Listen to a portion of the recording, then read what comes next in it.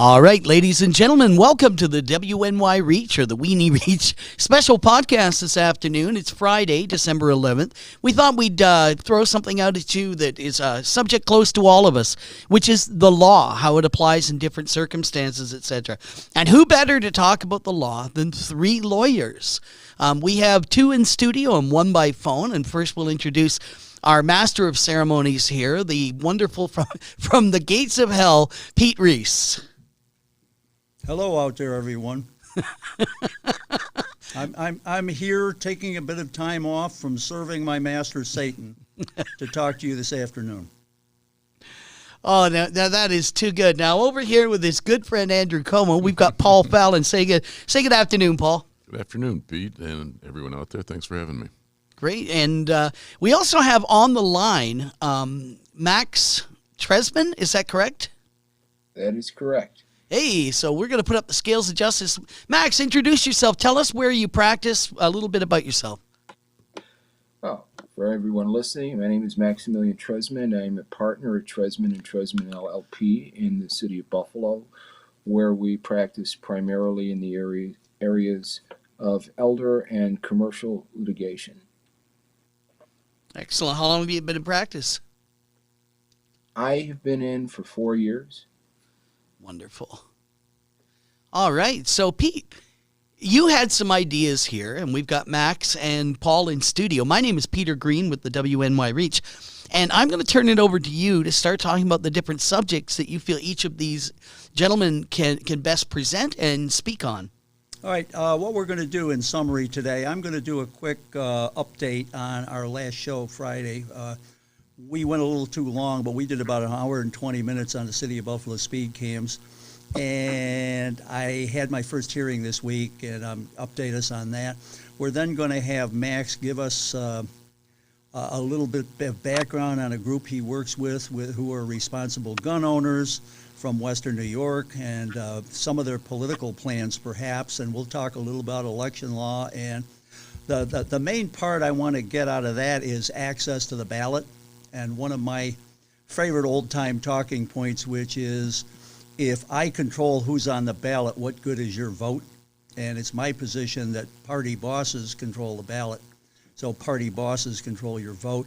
We're going to have Paul Bat Cleanup at that point to talk about a case that he's working on that may have reached very near to the end. He's been working on this for years. It's been written up in local media, and it really has to do with police violence / misconduct. So without further ado, we talked about the school speed cams. I had my first hearing on a speed cam this Wednesday. My client had 3 speeding tickets, and foolish person though I am, well, just to review this a little bit, the city of Buffalo has an invite from the state to conduct a demonstration project. They can implement a school zone speeding cam, automated speeding cam program whereby they can fine people for speeding in school zones. But the enabling law for this, for the demonstration project, has some pretty clear-cut mandates as to what the standards are that they've got to meet if they want to do this. It's been our position all along. There's some real question as to whether this is being implemented properly. So I went into this hearing, and there were really, my individual had 3 speeding tickets. We only had a hearing on 1, and I kind of decided I just wanted to do them one at a time. I explained to the hearing officer that things were changing. On Tuesday, the Common Council had a bit of a knockdown drag-out on this. They're not happy with the speeding cam program. A lot of people are not. But as the first phase, first step of the hearing, I said, Your Honor, there's been a lot of talk. The mayor has admitted that 20,000 of these citations went out, and people didn't have timely notice. You're supposed to get notified of the infraction within 14 business days of the time that you commit the purported offense.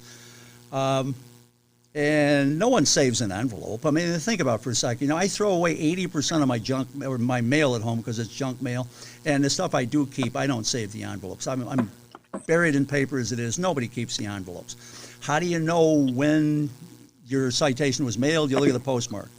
To review this again, the company that's running this program is out of Massachusetts, and somehow or other they're mailing this stuff from Oklahoma. It's taking 5, 6, 7 days to get the stuff up from Oklahoma. It's important that you have timely notice because you're getting a ticket for something, your car's getting a ticket for something that you're probably not going to remember a month later, so you have to have some kind of timely notice. I would be happier if it said 14 calendar days, but it says 14 business days. That can get weird because November had 2 holidays and Thanksgiving was 1 or 2 holidays, so, counting it. Anyhow, I start out the hearing, I say, Your Honor, we don't have our envelope. But the statute says that prima facie evidence of proper mailing, timely notice under the statute is either a manual or an electronic log that would be provided to you by the company that's running these. And I said, so, this was like October 12, so if you can show us from the log that you'll have there, maybe it was mailed on November 3rd or November 4th. Well, we can waive that. We'll accept that it was mailed timely. Hearing officer said, Mr. Reese, I don't have any log of anything. And, I read to the judge the statute, and it basically says the prima facie evidence of proper mailing and thus notice, is this log. So he said, well, I don't have that. And I said, well, we can't tell if the notice was timely. I'm going to have to ask for a dismissal on that. And generally, you present your whole case. Well, the second point we had, which we talked about last week, these tickets are going out. You have to have a camera number on them. That's part of the statute. It says you got to have a camera number. The camera number on these was null. This is halfway important because when the machine starts up at the beginning of the day, it has to do a calibration test. And I expected to see the results of a calibration test there, that I could match up with a camera number to know that on the day this citation was issued, at least when it started up in the morning, this camera was operating properly. Well, we didn't have that either. Then my guy admitted he was driving the car. He admitted he was driving in front of Canisius. He was going north. And there's a beacon sign that should have been flashing the other side of West Ferry. He got 3 tickets, and the beacon was never flashing. 2 of the tickets, the 2 subsequent tickets, which I kind of snuck in as, part of the first hearing, the subsequent tickets were the same day, going in, within an hour of each other. The fellow took his wife to yoga and went back and picked her up. So, it's pretty clear he didn't know this was happening. He was a responsible individual. So pretty much at the end of the hearing officer dismissed the whole thing. I gave him my copy of the statute, with my annotations. But anyhow, I think I busted the whole system because let's talk about what would happen in a traffic court if we were trying a person for speeding. And I haven't done a speeding trial in this century, okay? It was probably in the 1990s I did one. Typical sort of thing is you got an independent judge, you got a town prosecutor, you got an arresting officer, you put them on a stand, and usually the town prosecutor is going to be doing this and saying, you were using an XYZ GB radar gun, and you calibrated it that morning, and it had been tested out in the lab 2 weeks earlier, and everything was running fine, and this is the time you got it, et cetera, et cetera, et cetera. So you'd have the cop there, you'd have the prosecuting attorney, and then as a defense attorney, I would be trying to attack the testimony of the arresting officer, the guy that ran the radar gun, and that's not easy, and that's why when you can, you go out of your way to make sure you get a plea.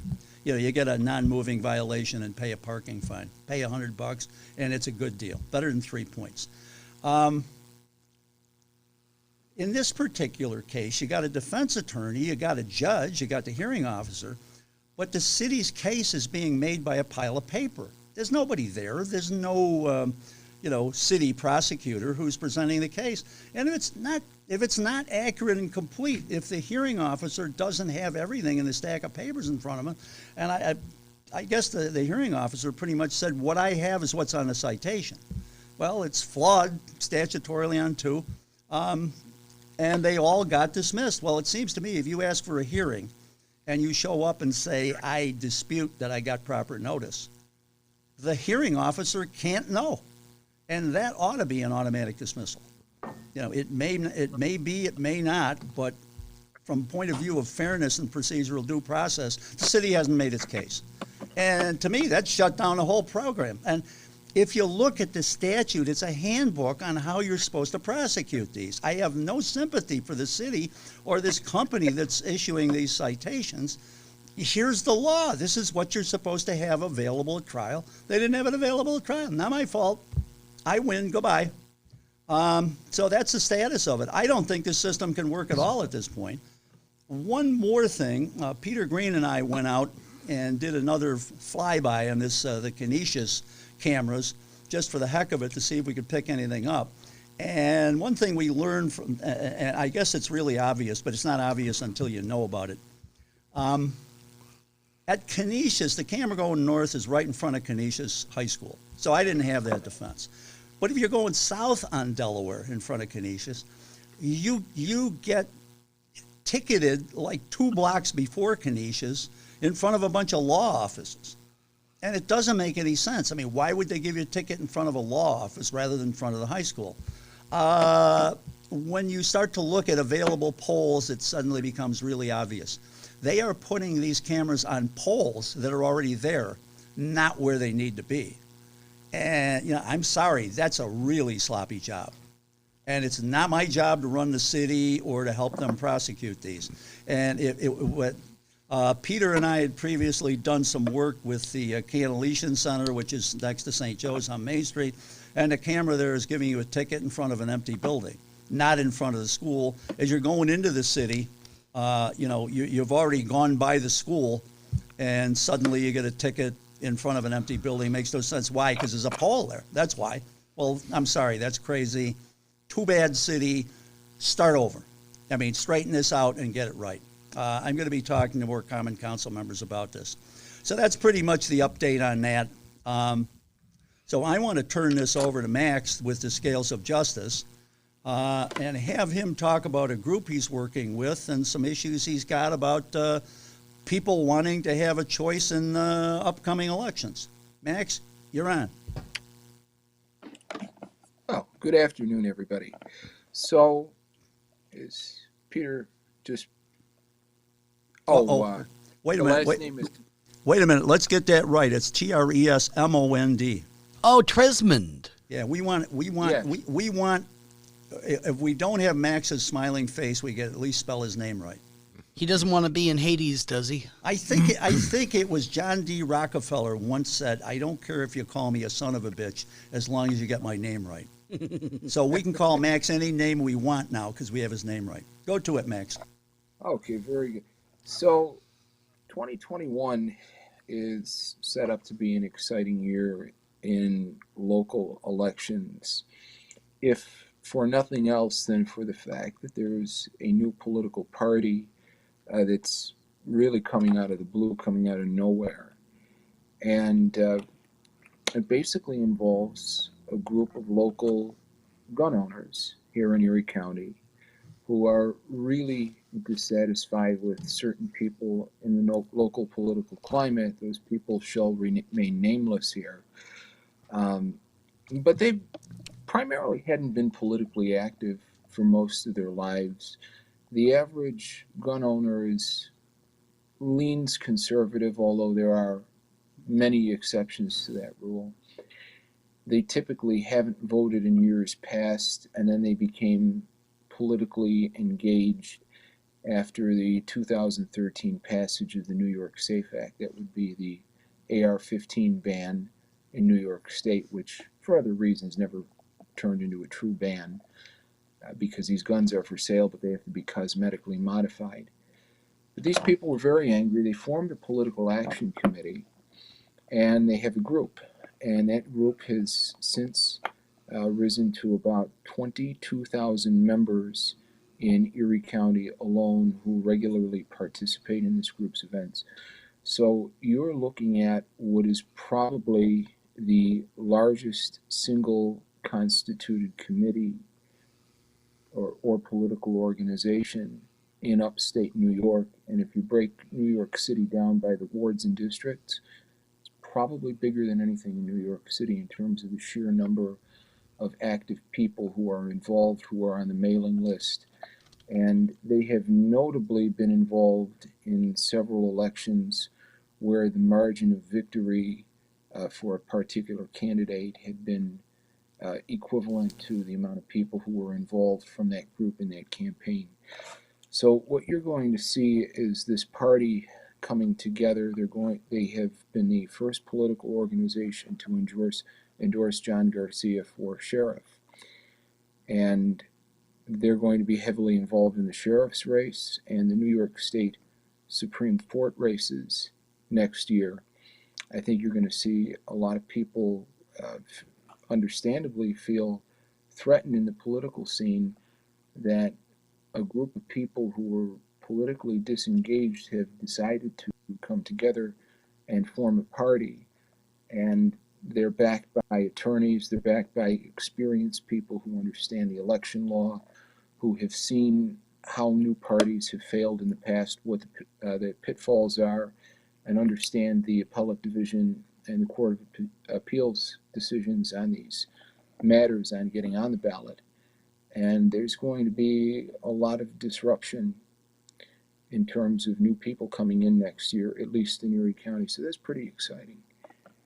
All right, now, Max, just by way of point of reference, I'm a member, so is my wife, of the Erie County Democratic Committee. And, I mean, these aren't just all the registered Democrats, but there's only 1,600 people on the Erie County Democratic Committee. Yeah, you're talking about 22,000 people here. That's a sizable number of people. I assume and hope that they're registered voters. Now, are these responsible? They responsible gun owners, or they're wild cowboys that just go shoot them up? They're responsible people. They take gun ownership seriously. They don't engage in dangerous behavior. The vast majority of them are regular shooters. Many of them are involved with clubs, so they understand the safe handling of firearms, the safe storage of firearms. They understand the laws associated with firearms, what you can do with a gun, what you can't do with a gun.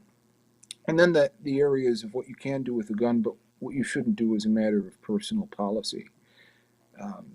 There are certain places where you can carry a gun, certain laws that apply to handguns and guns that you simply wouldn't do because you wouldn't want to attract unwarranted attention from anybody or have to explain what you're doing. So these people are very cautious, but they care about their right. Their rights have been violated. There's no question about that. And they are serious about telling the Republican and other parties that you've taken our vote for granted for so many years. If you don't start producing for us instead of giving us lip service, we're going to see to it that you never win another election in this town again. And they can do it. 22,000 active people counts for a hell of a lot more than 22,000 votes in towns and legislative districts where the margins of victory are much smaller than that. So I can see a lot of pressure on certain major and minor political parties to change their attitude and be a little bit less arrogant in how they approach these issues. Okay, just by way of curiosity here, Paul, are you a gun owner? Yes, I am. Okay, how about you, Peter Green? I'm a Canadian. I came here with knowing that we have the right to bear arms here. I'm now a U.S. permanent resident. We have the right to bear arms. Up in Canada, we have the right to arm bears. So what I do is I'm going to get my concealed carry permit, and I believe in being a gun owner. I believe that I've watched kids who are 10 years and 12 years old learning about firearms, and they can strip them and clean them and handle them with wonderful respect. And that is way better than some kid, that happens up in Canada a lot, stumbles into mom's drawer and pulls out a pistol, or dad's drawer, pulls out a pistol and it misfires in the wrong way. So I'm a big supporter. I don't own one yet. Okay, do you own a long gun or anything like that? Because you could own that legally, I believe. Correct? Yeah, no, not yet. I have to. I hope to acquire one soon, and I do enjoy going out on shooting ranges. So Want to borrow one? Yeah. Paul, do you have a carry permit? No. Like I said, How about you, Max? You can infer what you want to infer. I don't discuss any permits or licenses that I hold other than my Un- law un- license. Understood. Just for the record, I have a carry permit. And obviously, I'm a responsible gun owner. Let's go a little bit further here and talk about the kinds of things you could do. If you want to influence how the Republican or the Democratic Party pick the candidate who's going to be on the ballot, remember, in the end, nothing matters but what you get to do on Election Day. Now, you could always run a write-in candidate, but the only person I can think of who ever won a write-in was Bill Rogowski, won a write-in candidate for like a village board seat in Sloan, before Max was born. Okay, I mean, it's just the last time somebody won a write-in, there was a star in the east and three wise men were coming. So you got to have your name on the ballot somehow. Now, how do you get your name on the ballot? There's only going to be 4 parties on the ballot this year, probably. It's going to be the good old Democrat, Republican, conservative, and working families parties. The other 4 parties didn't make it. There's still litigation active, but it's probably not going anywhere. So, you can always write in. Okay, you can always write in Max Tresman for Supreme Court judge if you want, but his chances of winning, in 8 counties of Western New York, quite frankly, are not going to be that good. However, if he wants to run, if you want to write him in, there's nothing wrong with that. So, you can play the game, or you can probably figure out you're going to win. So you can try to influence how the Democrats or the Republicans are going to pick their candidates. But the way you're going to do that is probably by being a member of the Republican County Committee or the Democratic County Committee. And my guess is the leadership of both of those are not going to be too willing to listen to you. I'm not sure about the leadership of the Conservative or Working Families Party. That tends to be a little bit smaller, more controlled group. But there is one interesting avenue for getting on the ballot. You can do an independent ballot line. You could pass a nominating petition under the name of Responsible Citizens and put your candidate on that. And in Erie County, you only need 1,500 signatures of licensed or not registered voters. If you got 22,000 members, my guess is that those people, given households, should probably control about 44,000 registered voter signatures. And for the nominating line, they can be any party they want or no party at all. Okay, I mean, there's an awful lot of people who are not in any party, and there's going to be a lot more because the Independence Party is gone. And there were a ton of people who were in the Independence Party who thought they were independents, like a TS at the end.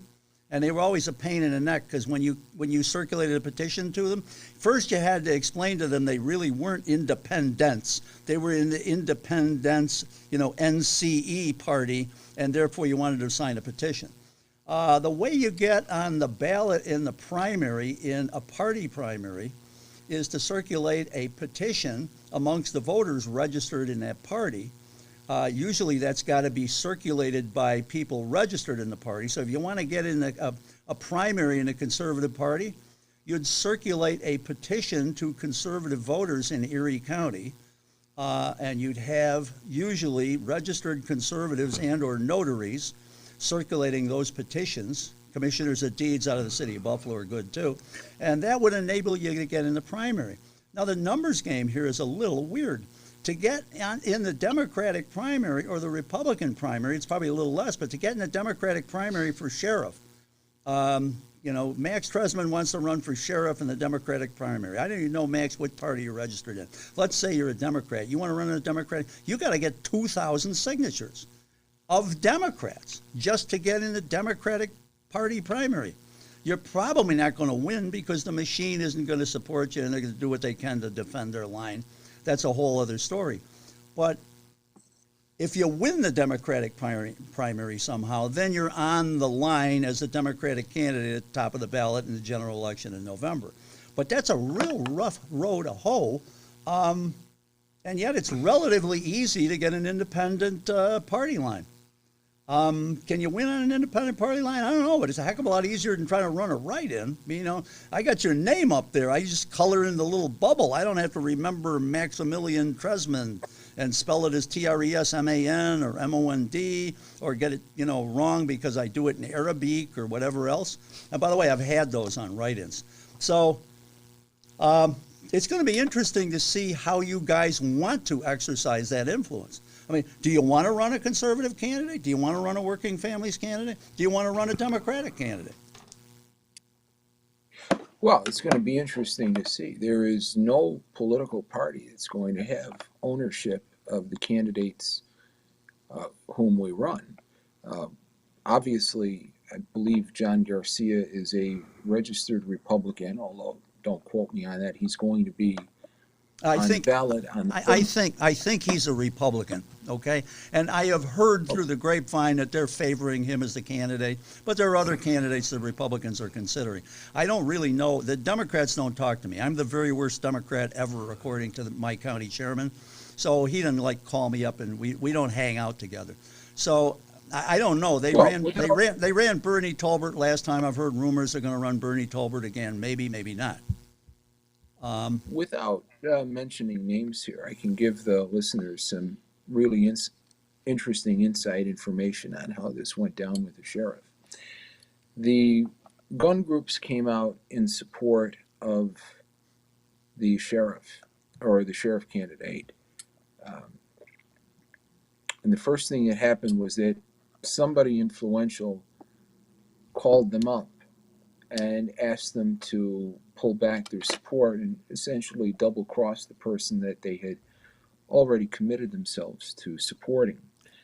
And that did not go over well. That was back when it was just an organization. And it was at that point that they decided, we're not going to have some politico from Western New York tell us how we select our candidates or tell us what to do, especially when this person has done absolutely nothing to help us, and in many ways has used us for support and given nothing back in return. So, nothing back in return in terms of political support, not money or anything like that. So it's going to be interesting to see. The judicial races are going to be interesting because this group historically has no particular commitment to Democratic or Republican judicial nominees. That's going to be a wild card. And within the 8th Judicial District, anything can happen because the margins are that close. Yeah, now that's a whole other game. If you're running Supreme Court, if you're running for a county court judge in Erie County, you can pass a designating petition within the party. You could also, do a responsible citizens nominating petition.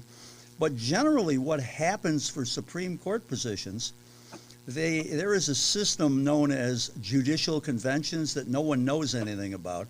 And basically the Republican and the Democratic parties and the other parties would put up a bunch of party hacks on the slate. They're almost never opposed, so no one ever sees them. They would go up on the ballot in the primary, but if there is nobody else opposing them, they're not on the ballot, so you don't even know who they are. Running opposition slates to judicial delegate slates in like the Republican and the Democratic Party, extremely difficult. And you got to do it in 8 counties of Western New York, and there are delegates from each of the counties. That's a huge undertaking. So that's not going to be as easy as it seems. And quite frankly, that system is set up to hand Supreme Court justices an insane amount of power over judges. Now, this is a little weird because it sounds funny. The highest court system in the state of New York has 3 levels, but the lowest level of the highest court system is Supreme Court. Okay, and then you have the appellate division of the Supreme Court and the Court of Appeals. Those are the 3 levels of the state system. That people think when you go to the Supreme Court, you're talking about the guys in Washington, the 9 old men and women. But that's not what it is. It's the lowest level of the state judicial court system. You have city courts and county courts underneath that. Up until the time that you get into the state court system, it's possible for Joe Palooka, attorney, to pass a designating petition, and he or she is the best candidate the Republican Party or the Democratic Party has. If they got the votes, they win. The party bosses can't control it. Judicial conventions are handed out by the party bosses. And in fact, the Brennan Center beat this system with a lawsuit probably 15 years ago. And the U.S. Supreme Court overturned it, and I think it was under the concept of Bush v. Gore, which has been choking us to death ever since 2000 in the Supreme Court, which basically says the states can do whatever they want. The Brennan Center showed that judicial delegates were like the county chairman's secretary was a judicial delegate. Nobody knew she was. She didn't run. And they would have the judicial delegate, the judicial delegates would meet and have the convention, and they would be handed a list of people who were supposed to vote for. They had no idea who they were voting for or what they were doing. They went to a meeting, and they were told, here's 22 judges, they're up, and, okay, I'm voting for them. The Brennan Center factually showed that the whole thing was a charade, and it was a monster. I actually sent them some money that year because it was a good job. They beat the system. We were probably going to have to elect Supreme Court judges just the same way we elect county and city court judges in New York State. And the U.S. Supreme Court threw out that decision. I can look up the case and get you the case name. But the Supreme Court unreformed New York State after a lot of work being done by the Brennan Center, which is the NYU Law School, or it's based in the NYU Law School. They do a lot of good work. They're a good organization. They're worthy of most anyone's support. And it's really sad, but the plain truth of the matter is Supreme Court judge nominations on the Democratic, Republican, Conservative, Working Families Party lines get decided in smoke-filled rooms by party bosses. And that's well documented. If you want to change it, probably need a constitutional amendment or a revolution. And you're certainly not going to get that out of the current two dominant parties. In fact, after 2022 redistricting, the gerrymandering that's going to happen, the Democratic Party is going to be so dominant in New York State, it's all going to be the Democratic Party running everything in New York State, except in the hustings out. If you live in Orleans County, somewhere in the town of Ridgeway, everybody you elect will be a Republican, but forget it from then on in. We're never going to see an appellate division or court of appeals judge again who's other than a Democrat. Certainly in my lifetime. I'm 76. It's not going to change. In the past, because the Senate was divided, the governor traditionally had to split up the nominations, so you'd get one Republican, one Democrat, one Republican, one Democrat. They're going to be all Democrats from now on. Sorry to interrupt, Pete, but I put money on that. You get a Republican judge. Deals get made. That doesn't matter what the voters want or what any election. What do you got to deal with if you're a Republican? I don't need you anymore. Well, You know what? In fact, they created the 63rd Senate district, just to break the tie in the Senate, and they can change the number of districts. My guess is they're going to knock the number of districts down. And to give you an idea as to just how cynical this system really is, a few years back, a bunch of assemblymen ran for the city council in New York City. The reason they ran is because they could stay in New York and they didn't have to drive or take the train to Albany, and they made more money. Well, there were 10 assembly seats vacant out of New York City. The governor could have called a special election. It was Cuomo, and he didn't bother. And he was heard to remark about it, why do I need more mouths to feed? He already had enough votes to control the assembly. So basically he was saying that I got 10 excess Democratic assemblymen and I just don't care. We don't need them. So those seats were vacant from, I think, June to, January of the next year. We are going to have some pretty ugly boss-run Democratic Party politics in New York State. And I'm not saying that the Republicans are saints or anything else. Here's the problem. When one group gets total power, they exercise total power. And nobody in power ever gives up power willingly. Well, my point is that, I think you saw it in play in the national election that the machine Democrats is who's in power in the whole country have a more distaste for leftist Democrats than they do for Republicans. So if you ever got an inroad for, say, a progressive Sanders type Democrat in one of these districts, likely the Democratic Party would rather see a Republican than a actual true progressive Democrat win. So Yeah. that's how they would get some leverage. That would require a real coincidence. I think New York State is going to be so stacked after 2022. That's when we're going to redistrict based on the 2020 census. Mm-hmm. And Oh, wait a second. I want to jump in here. go ahead. This is assuming that the Democrats retain the governor's seat, which is no guarantee depending on what happens next year. We're looking at quite possibly the worst bankruptcy crisis in history, and I'm including the 2009 uptick in bankruptcy filings after the Great Recession. You're going to see state and local budgets so hamstrung that there are going to be across the board tax hikes. You have people, primarily elderly people, who tend to be the most engaged voters. They're on a fixed income. They're the ones most likely to be paying their property taxes out of pocket. Even with star exemptions, they're high. And if they get a 10 to 20% tax increase on these tax reassessments, and they're not getting anything for their money, and they are stretched from one end to the other, you're going to see people start voting for Republicans because the Democratic Party isn't really doing anything to help the little guy anymore. Well, you may be right, Max, and just to interject in this, every honest elected official will admit to you that the 2020 budgets that they passed in their county or their town or their city included a 20 to 30% deficit, and they passed it on the assumption that somehow or other the federal government would be Santa Claus and come in and bail them out. I don't think that's going to happen. And in order to make the budget balanced, in order to put it back into swing, you're going to have a combination of tax increases and service reductions. And it's going to be the worst of all possible pills. And that senior citizen who can't afford to pay anymore, they're going to have to pay more for less services. That's going to be very hard to sell. We could get political revolution. Maybe we will, maybe we won't. But I don't think the Republicans have a magic cure for this either. I mean, they may tell you they do. But the long and the short of it is we're stuck, and we're not getting out of COVID till the end of 2021. I don't think. The cure here is going to be bankruptcy, and that's the thing nobody wants to talk about, particularly with municipal bankruptcies. They are already hiring attorneys as outside counsel to municipalities in California to examine what their municipal bankruptcy obligations are. Now, that's no walk in the park. As soon as you implicate municipal bankruptcies, you've got pension fund issues, which is probably a lower risk in New York State because the pensions are funded. But you have independent contractors.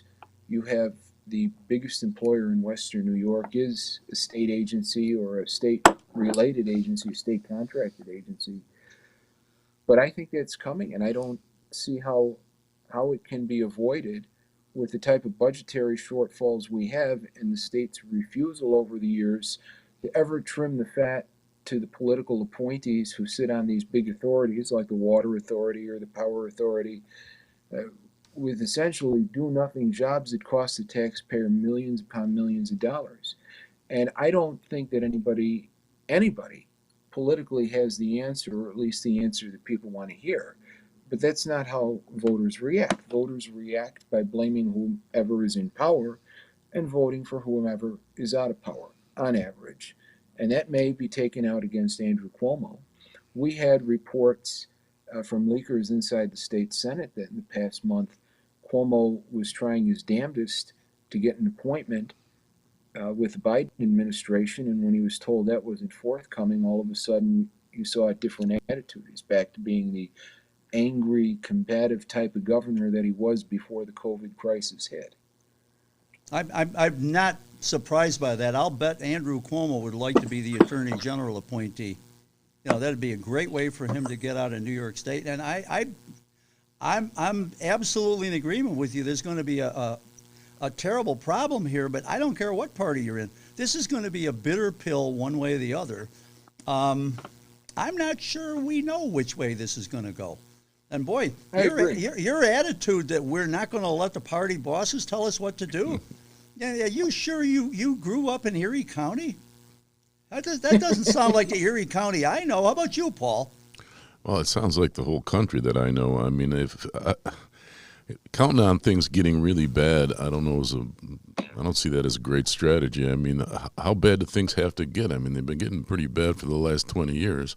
I mean, all they could do was blame Trump for the problems that had existed for the 16 or so years before he became president. So, I just don't have a lot of faith in our democracy. I don't really think it exists anymore. So I'm not really a good person to ask. That's a real downer for Friday afternoon. Could you say something? Apologize. Could you say something a little upbeat? And when we get done talking with Max, we're going to talk to you about a horrible situation that hasn't had a real nice outcome so far either. When people get done listening to this, I hope that they got a big jar of uppers somewhere that they can get to, or at least go out and have a beer. There's no easy solution to this. And do you see any politicians admitting this, or giving you the happy talk about it? Well, what municipality is making its budget numbers this year? I'd really like to know. I don't know.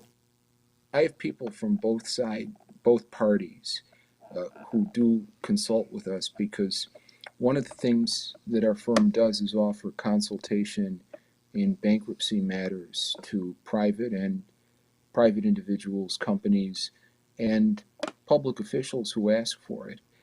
And they're all very worried about municipal bankruptcy. Take a look, and I can speak to this because I can tell you who isn't a client.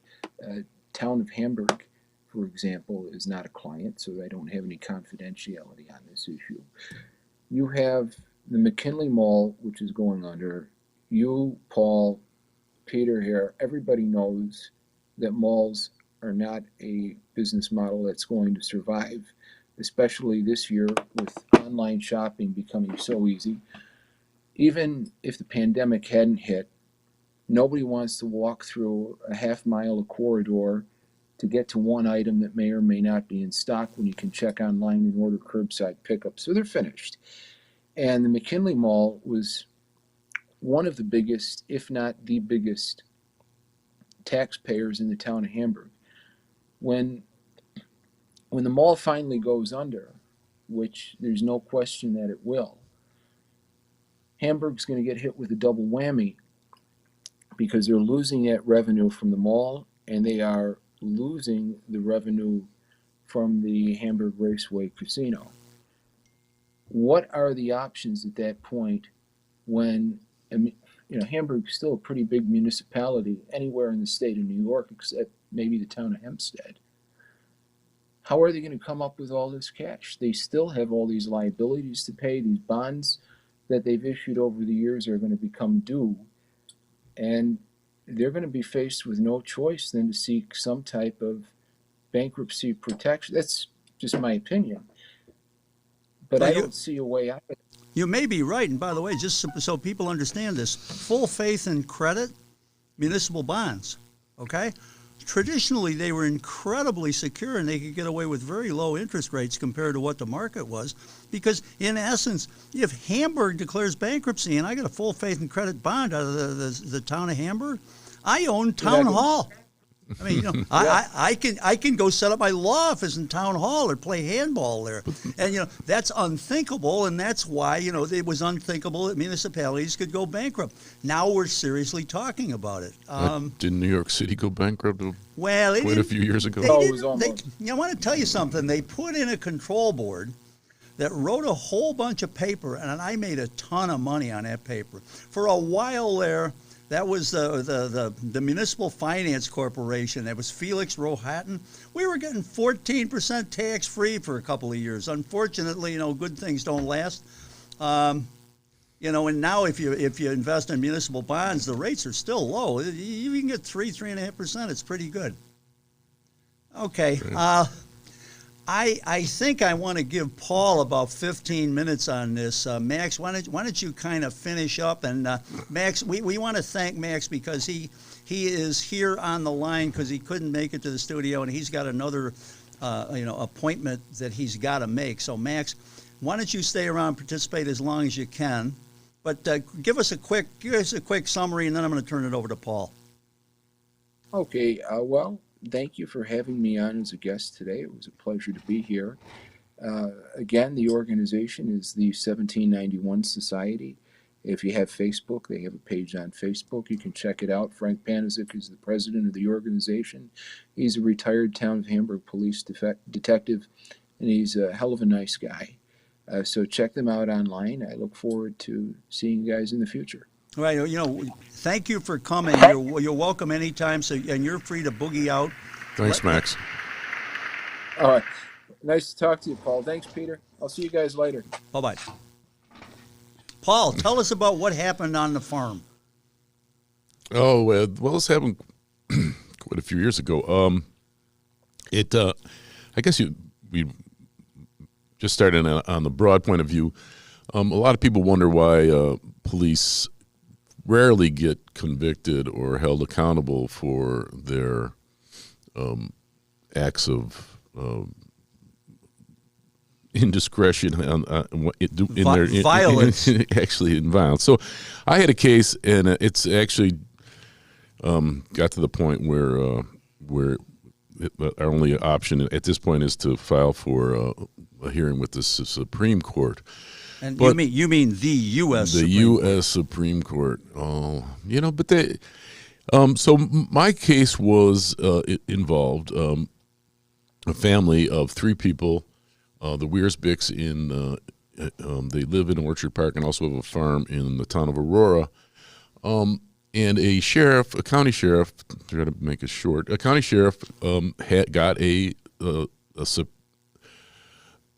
me back up. M&T Bank had a lawsuit against one of the parties, the father, Raymond Wiersbick.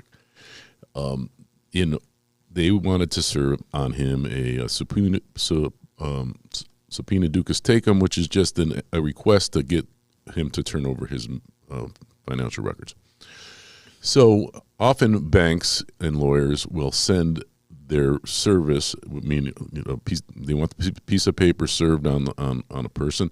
They give it to the sheriffs. The sheriffs go out there and they hand it over. That is one of the ways that the sheriff's department makes money. It's been making money ever since in this kind of way since the sheriff of Nottingham. It's an ancient tradition. And that's civil division. By the way, Right. That's the reason why, since the sheriff of Nottingham, we have a sheriff. It's the number one. They weren't founded to do road patrols or run jails. Right. They're there to make money, So anyhow, this sheriff, he came out to their place where they were working at their farm, where they were actually in the process of planting some tomatoes, I believe. And he had this piece of paper that he wanted to serve on Raymond. He was in his car, it was all in his uniform and everything. He came to the property, and he was met there by Raymond's son, Brian. Brian told him, Raymond's not available. I can take the paper. That's all you got to do. That would have been good service. That would have been valid. It's completely valid. And the sheriff's manual completely says that's all it takes. His job is done. He can go home. His job is done. But he saw a older man, not far away, and says, well, who's he? I want to know who he is. And Brian told him, look, just give me the piece of paper. You're on our property. Please leave. And he refused to leave. I'm not leaving until I know who this guy is. And he said, look, you're trespassing. Get off of our property. The sheriff wouldn't take no for an answer. He directly asked Raymond, who are you? And Raymond said, unless you got a search warrant or a warrant for my arrest, get the F off my property. Immediately he was told he was under arrest. Later, he wasn't told what he was under arrest. At that time, we later came to find that he was charged with menacing, meaning the sheriff thought he was in danger of being attacked. His rationale for this was Raymond was working on a tractor and had a pair of pliers in his hands, and he was 10 yards away. He wasn't even close to him. So, long story short, they come in. Raymond basically said, "You're out of your mind. You can't arrest me for telling you to get off my property. This is my property. You're trespassing." Which is also, by the way, is the law in the state of New York, is if a trespasser refuses to leave your property, you're allowed to force him off your property by any means short of deadly violence. So he was in every right to tell this guy to get off his property now, but instead the sheriff refused to leave, called in his reinforcements. They beat the crap out of him, beat up his son, arrested his wife also who was there. And eventually they were exonerated after having to go to, we had a trial in the town, convicted. We appealed to the county court, which is where you go from the town court, and they were exonerated. Basically the judge said, you should have just gave the piece of paper to the son and been done with it. So we filed up with a federal lawsuit, which we lost, unfortunately, because I guess the thing that is at the heart of these types of lawsuits to try to make somebody responsibility for the damage that they do is a thing called qualified immunity. And police have what's called qualified immunity, meaning you can't sue them unless I have a quote from a case that says it very plainly. It's the quote. It's an old case from 2011, but put simply, qualified immunity protects all but the plainly incompetent or those who knowingly violate the law. So in order for you to be held responsible, you have to be so incompetent or know that you're violating the law to be held responsible. Otherwise, all they do is say, oh, I thought I was within my rights. I was nervous that he had pliers and I wanted to put handcuffs on him, so I couldn't put handcuffs on him when he's got pliers, so I had to go knock him around a little bit before I could arrest him. It just lets the law enforcement people off the hook way, way too often, too easily, and it needs to be reformed. That's about the size of it. Right now, this was written up in one of the local independent papers. Which one was that? It was Art Voice a number of years ago. Okay, I think that's online still. So how do you spell Wierzbick? Wierzbic. Okay, so I think if you got on the Art Voice website and put in and search Wierzbick, you'd find a story. It was quite detailed. It's actually pretty amazing. And just to get a little further in this civil process serving, I mean, anybody who's over 18 can serve process in New York State, and it's not a big deal. And just because a guy in uniform with a badge and a gun and a cop car is the guy that served it, this is not any reason to say, hey, I'm here, enforcing the law. I mean, there was no crime being committed. There was nothing going on. This cop was afraid. Now, what I think you'll see if you follow these cases, cops are afraid of the silliest thing ever. It's just, it's mind-boggling what cops can be afraid of, because they obviously know and are trained that if they say they were afraid. This wasn't a cop, but I remember the most craziest one I've ever heard of. Animal control officer a number of years ago in the city of Lackawanna got off. He shot a mother cat and 4 kittens with a .22 in the basement of an occupied building, which is nuts in and of itself, by the way. He's lucky he didn't kill himself. You don't discharge firearms in the basement of the building. Killed 5 cats because he was afraid. He was afraid of a mother cat and 5 kittens. He was prosecuted for this and got off, I assume, based on the doctrine of qualified immunity. Well, probably, and that's exactly the case. I mean, unfortunately, we haven't been able to reform the way the police handle a lot of these types of situations, and they all know what. This guy probably didn't even know what to charge my client with until after the fact. He probably talked to his boss. He said, it was more like this guy disrespected me and I wanted to kick his ass. So just like, this sicko with the cats was probably like, I don't like cats, and I killed him. And then afterwards they think, oh, wait a sec. I could have been afraid, or I could have been I must have been intimidated afraid. Or whatever. They know what buttons to push. I mean, that's what needs to be reformed. I mean, a lot of people like to talk about this defund the police thing. I mean, it doesn't have any kind of real connection to it what is actually happening. And what needs to happen is that the people that are acting as police officers need to be specialized in doing what they do best, which is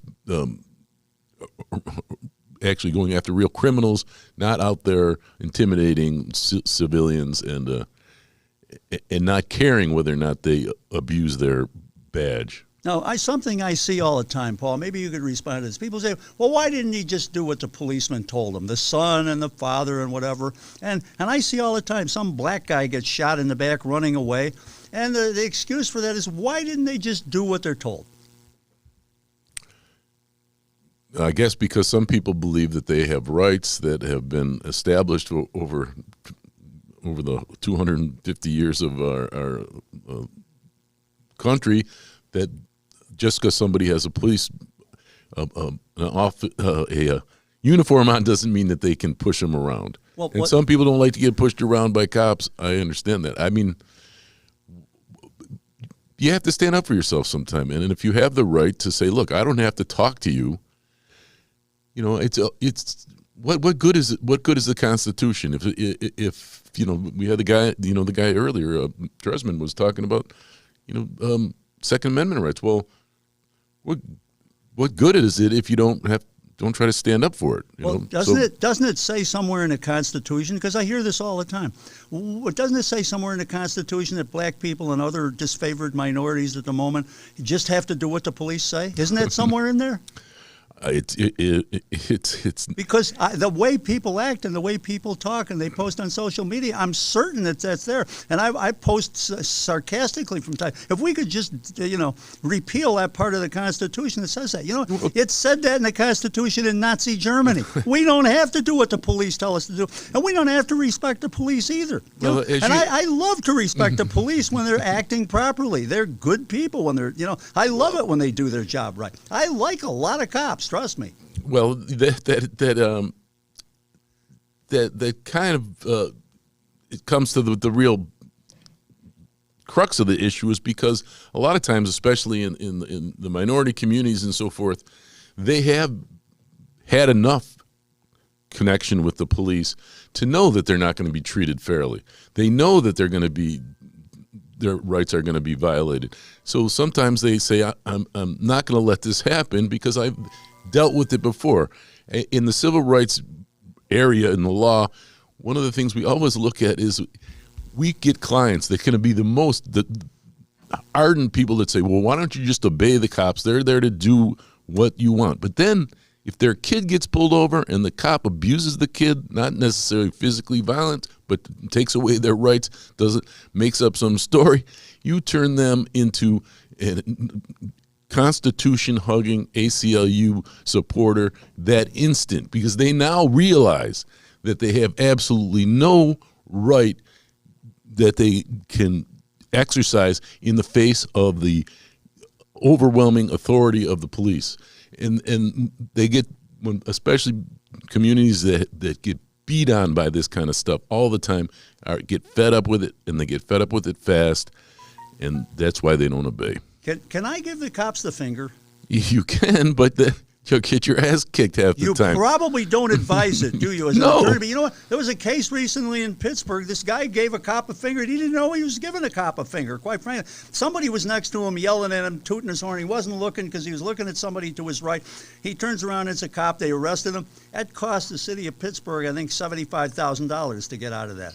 Yeah, that's been the law for a long time. If people think we're living in Nazi Germany, quite frankly, and we have to obey the Gestapo police, that really frightens me. I mean, shouldn't the schools teach this in somewhere in high school civics or something? Yeah, well, they probably should. My friend Dare Irwin was a lawyer that helped me with this case. He calls it the Holy Trinity. So when you get confronted by a cop who doesn't like what you're doing and you believe you're perfectly within your rights, maybe giving him the finger, which is completely within your rights, he'll still charge you with disorderly conduct, which we call as disrespect of cops. So you're like, he's going to say, oh, you're creating a problem here in society because you're not respecting me appropriately. And then you say, wait, I can do that. the First Amendment gives me the right to like say whatever I want to you as long as I'm not threatening you or whatever. But then he's arrest you, and you go, no, you can't arrest me for that. That's crazy. False arrest. That you're charged with it, and then you're also charged with obstruction of government administration. You're not letting me arrest you, so you're committing another crime. So it's 3 crimes. Disorderly conduct starts it, resisting arrest, and then obstruction of justice. The Holy Trinity gets put on you right away, and those are 3 misdemeanors. Well, disorderly conduct's not a misdemeanor; it's a violation. But the other 2 are misdemeanors, which could each put you in jail for a year. Yeah, and it could be, I could be gone for, till COVID's over. Now, when I give you the finger, Peter, Paul, and the Holy Trinity here, are you frightened by this? Oh, yeah. Okay. Oh, yeah. Yeah, that's really going to, no, I think it's more, it draws anger. If that frightens you, okay, I think you should get a job as a manager at a bowling alley rather than being a cop. And you know what? I am not out of sympathy with the cops. I think you should treat them with respect. I think they should earn that respect. But guess what? They get compensated pretty well. Typical cop makes $90 to $100 a year. They have great benefits. They get 20-year and out pension plans. And under the current law, by the way, there are some laws on the federal level that might limit this qualified immunity. It's hard to say what's going to pass and whatever, but at least there's some talk about it now. So, we probably talk further about this because I think we want to cut this off at this point. But so, okay, sports fans out there in social media world, here's some stuff for you to think about. You can do your homework, post your questions. We'll try to get back to you on it as well as we can. But no, I think we're all in agreement. It doesn't say in the Constitution that you have to do what the policeman says. Okay, and it just we don't live in Nazi Germany yet. I think we beat them the last war. Well, I don't know. I'll beat us then. Yeah. How are we going to wrap up this fun? I'm from here. I got to get back to work for the devil. And Paul, you got anything to say before we leave for the weekend? Well, I don't want anybody to obey the. I shouldn't say that. I just.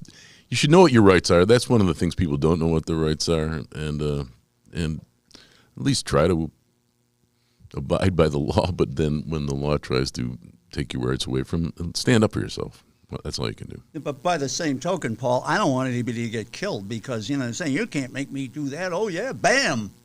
Well, and quite frankly, if you're black in the city of Buffalo, we got cops who are just dying to get a shot at you.